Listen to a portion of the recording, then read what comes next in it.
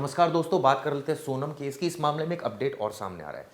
क्या ये मामला तंत्र मंत्र से जुड़ा है? ये सवाल बहुत बड़ा है और ये खड़ा भी हुआ है। मैं आपको बताता हूँ क्यों ये कहा जा रहा है। दरअसल सोनम और राजा की सलामती के लिए राजा के परिवार ने तांत्रिक अनुष्ठान कराया था। तंत्र क्रिया के बाद सोनम और राजा के कपड़े, फोटो शिप्रा नदी में बहाए गए थे। शिप्रा नदी में, इस तरह की जानकारी आ रही है। उज्जैन के महंत रामेश्वर दास ने कराया था ये तांत्रिक अनुष्ठान। राजा का परिवार 28 मई को उज्जैन पहुंचा था, जहां तांत्रिक अनुष्ठान कराया गया था। इसके बाद तांत्रिक अनुष्ठान के लिए राजा और सोनम के फोटो और उनका एक एक कपड़ा दिया गया। इसके बाद गाय के गोबर से लेपा हुआ मंत्र राजा और सोनम के कपड़े पर लपेट कर रखा गया था। तांत्रिक अनुष्ठान पूरा होने के बाद दोनों के कपड़े और फोटो शिप्रा नदी में बहा दिए गए थे। तांत्रिक अनुष्ठान के 5वें दिन, हम सबको पता है, यानी 2 जून को राजा का शव मिला था। ये तब की बात है जब दोनों गायब थे, दोनों के बारे में कोई जानकारी नहीं मिल रही थी। तब यह अनुष्ठान कराया गया था सलामती के लिए। इस तरह के मुझे लगता है परिवार कराते भी हैं। कई बार हम देखते हैं इस तरह की चीज़ें होती हैं, क्योंकि एक तरफ एफर्ट्स भी किए जा रहे हैं, दूसरी तरफ लोग धार्मिक, तांत्रिक, तमाम जो हैं वो पहलुओं से भी सोचते हैं और कोशिश करते हैं कि शायद कुछ उपाय निकल आए, शायद बच जाए। इस तरह की जानकारी लोग करते हैं, इस तरह की चीज़। तो इसमें कुछ ऐसी अनोखी चीज़ नहीं है जो की हो और मतलब क्यों की है, इस तरह के हम सवाल खड़े करें। इसके अलावा मैं आपको बता दूं, जो ऑब्वियसली पूछताछ अब हो रही है, सभी आरोपी शिलोंग में हैं। 5 आरोपी आमने सामना भी कराया जाएगा। कई सारे सवालों की फहरिस्त तैयार है।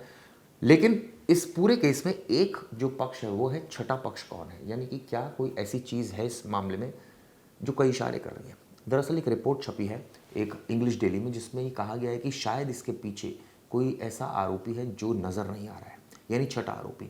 और उसका मकसद ये हो सकता है कि सोनम ने राजा को एक जरिया बनाया हो और असल में जाना उसके साथ हो, छठे आदमी के साथ। इस तरह की जानकारी निकल कर रही है। हालांकि अखबार किस बेसिस पर ये कह रहा है, उसका सिर्फ बेस एक है कि इंदौर का जो फ्लैट है जहाँ ये रुकी थी, उसके बारे में किसी को कोई जानकारी नहीं थी। तो ऐसा क्यों किया, बताने को राज को भी बता सकती, लेकिन उसको नहीं बताया। इसी वजह से इस तरह के सवाल उठ रहे हैं और इस तरह की बातें कही जा रही हैं। हालांकि कई सारी तस्वीरें आपने देखी होंगी, वायरल भी होंगी इस प्रकरण को लेकर। लेकिन अब ये जो कहानी निकल कर सामने आई है, इसने काफ़ी सवाल खड़े कर दिए हैं। क्या इतनी शातिर है कि वो राज को भी चकमा देने के मूड में थी? इसकी और जानकारी मैं आपको देता हूँ। दरअसल जो मैंने आपको बताया कि इंग्लिश डेली है जिसमें ये सारी खबर छपी है, और उसके हवाले से हम ये आपको बता रहे हैं। उसमें छपा है कि हो सकता है कि राज को इसके बारे में, एक लार्जर जो गेम है उसके बारे में नहीं पता हो और वो सिर्फ एक मोहरा हो। ये भी बात सामने आई है कि सोनम रघुवंशी जो है वो, उसने हो सकता है सारा ये प्लान रचा हो। कुछ जो सीनियर पुलिस ऑफिसर है वो इस पूरे मामले की तहकीकात कर रहे हैं, मॉनिटरिंग कर रहे हैं, और ये पता चला है कि सोनम कई सारे बयानों में उसके विरोधाभास आ रहा है। झूठ भी बोल देती है, जैसे उसने शुरुआत में गाजीपुर पहुंची, वहाँ झूठ बोल दिया, भाई आप सरेंडर करना है तो आप सच ही बोल दो, लेकिन उस वहाँ भी झूठ बोला। उसके बाद अचानक वो ट्विस्ट हुए, उसने इंदौर में अपने भाई को फ़ोन कर दिया कि मैं यहाँ हूँ। पहले कहानी बताई कि मैं किडनैप हो गया। इसके बाद कुछ और हो सकता है। पुलिस का मानना है कि राज को उसने प्रोमिस किए हों और असल में दरअसल उसका एजेंडा कोई और हो।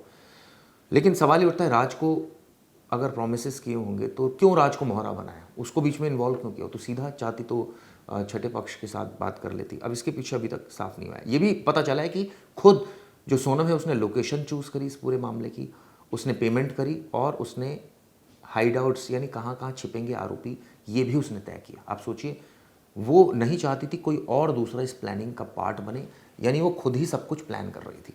इस तरह की जानकारी है, अखबार में छपा है। इसके अलावा ये भी पता चला है कि जब पूरी जांच हो रही थी इस मामले की, तो राज से उसने कहा था कि एक कैब बुक कराओ, और वो उत्तर प्रदेश भाग गई थी। ये पता चला है कि राज ने इसको, कैब ड्राइवर को पेमेंट भी की थी, जिसने सोनम को 6 जून को उत्तर प्रदेश में छोड़ा था। एक अधिकारी ने इस तरह की जानकारी दी है। अब सवाल ये उठता है कि उसने अपने फ़ोन सारे स्विच ऑफ किए, सारे सिम कार्ड डिस्ट्रॉय किए, तो ये भी एक साजिश का हिस्सा समझ में आ रहा है। और ये समझ में आ रहा है कि शायद हो सकता है कि सोनम ने इस तरह की प्लानिंग रची हो। हालांकि देखिए, मैं अभी हमारा मकसद यहाँ कोई आपको गलत खबर देना नहीं, और ना मकसद ये है कि इधर उधर की बातें करना, लेकिन अखबार में छपी है तो मैंने उसका हवाला दिया है।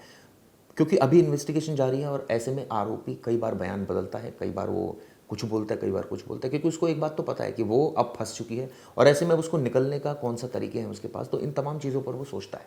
तो हो सकता है कि वो बरगलाने के लिए भी सारी बातें कह रही हूँ, इस पर भी हमारी नज़र रहेगी। मैं जाते जाते आपको इस मामले में जो पेरेंट्स, कल जब पूरा माहौल बना था, कल हमने देखा कि किस तरह से गोविंद सोनम का जो ब्रदर है वो राजा के घर पहुंचा, उस बाइट के साथ छोड़ता हुआ जा रहा हूँ। आप देखिएगा कितना इमोशनल पल था ये।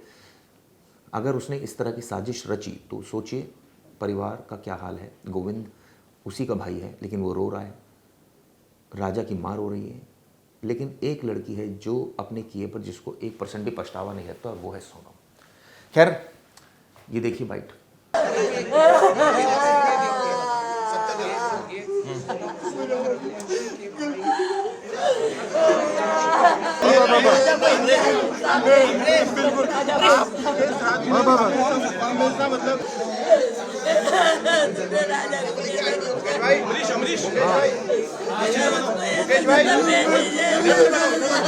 ये तस्वीरें आप देख रहे हैं राजा